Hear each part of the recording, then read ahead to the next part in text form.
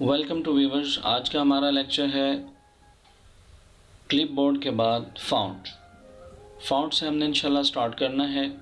पहले हम कर चुके हैं पेस्ट स्पेशल और फॉर्मेट पेंटर तक, ये हमारा क्लिपबोर्ड मुकम्मल हो चुका है पहले लेक्चर में। अब उसके बाद हमारा दूसरा लेसन है फ़ॉन्ट।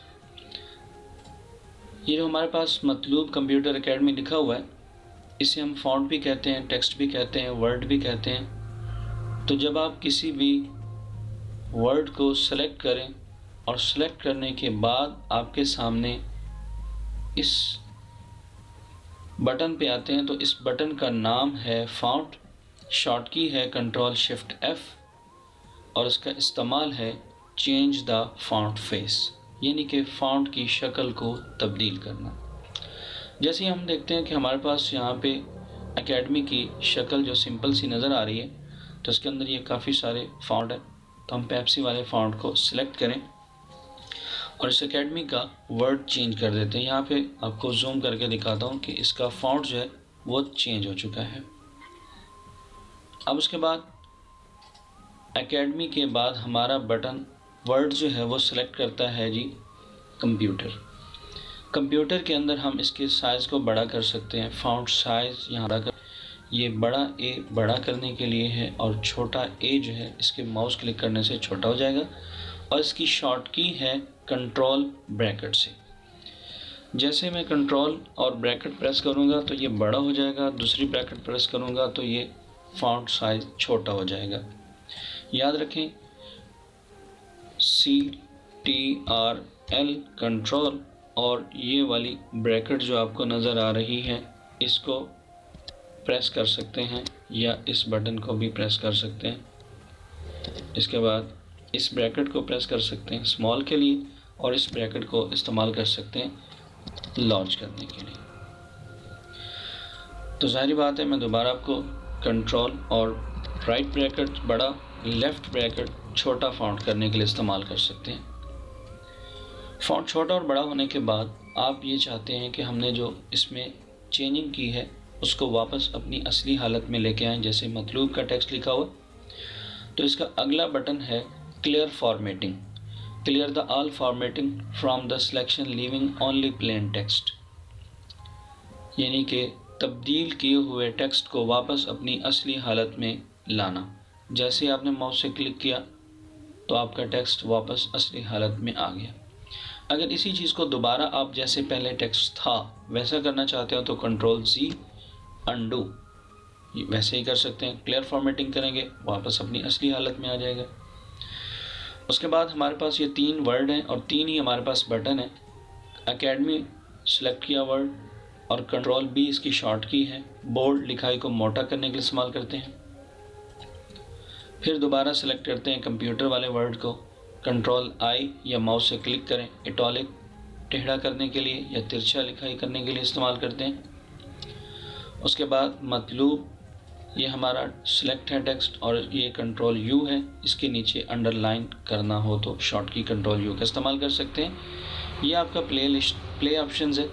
प्ले लिस्ट में आप क्या कर सकते हैं जी, इसके अंदर double line, thinking line, dotted line वगैरह का भी इस्तेमाल कर सकते हैं और अंडरलाइन के कलर को भी तब्दील किया जा सकता है। यहाँ पे देखें जी, यहाँ पे मज़ीद आप इसको डबल लाइन करते हैं, दोबारा इसे सेलेक्ट करें और इसे क्लियर फॉर्मेटिंग कर दें। जो भी हमने सिलेक्शन की थी तब्दील, तो उसको वापस अपनी असली हालत में ला सकते हैं।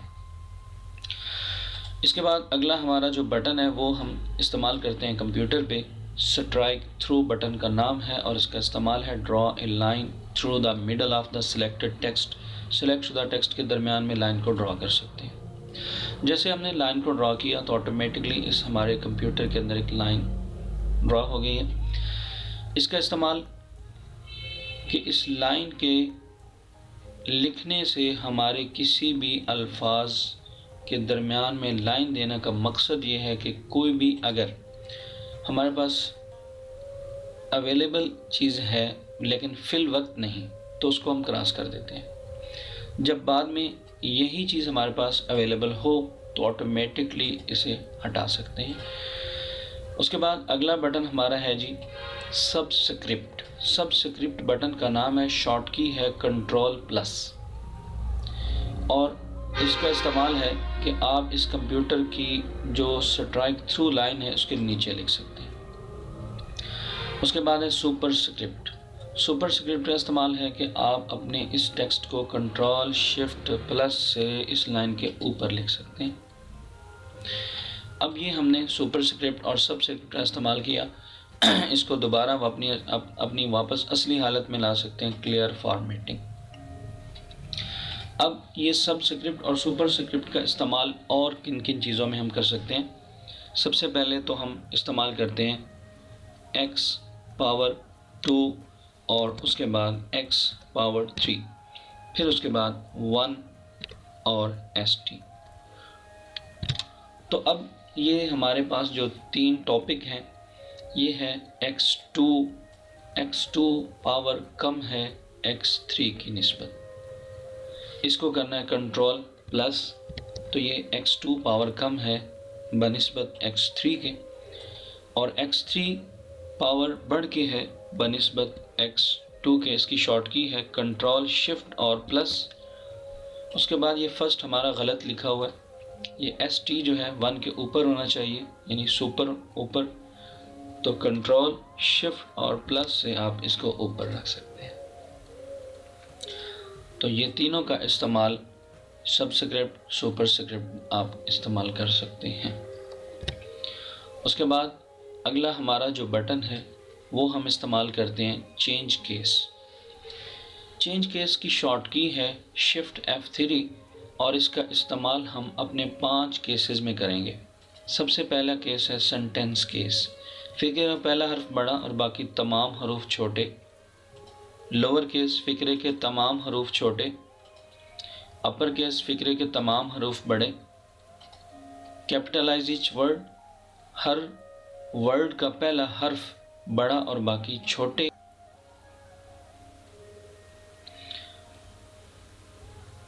और इसके बाद टॉगल केस सिलेक्ट करें।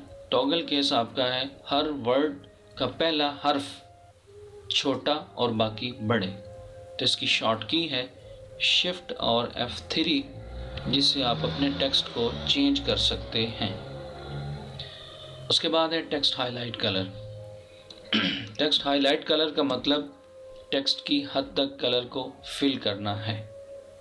अगर आप इसे ब्लैक कलर देते हैं तो आपका फॉन्ट कलर चेंज करना पड़ेगा। ये हमारा फॉन्ट कलर है, फॉन्ट कलर को वाइट करना पड़ेगा।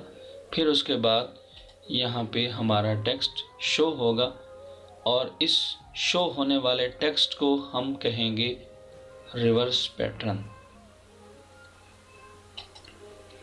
रिवर्स पैटर्न का मकसद ये होता है कि फ्रंट वाला कलर बैक पे और बैक वाला कलर फ्रंट पे आ जाए, तो इसे हम रिवर्स पैटर्न कहते हैं। आज का हमारा लेक्चर यहाँ तक कंप्लीट हुआ। इंशाल्लाह नेक्स्ट वीडियो के लिए हमारे चैनल को सब्सक्राइब करें और बेल के आइकन को प्रेस कर दें।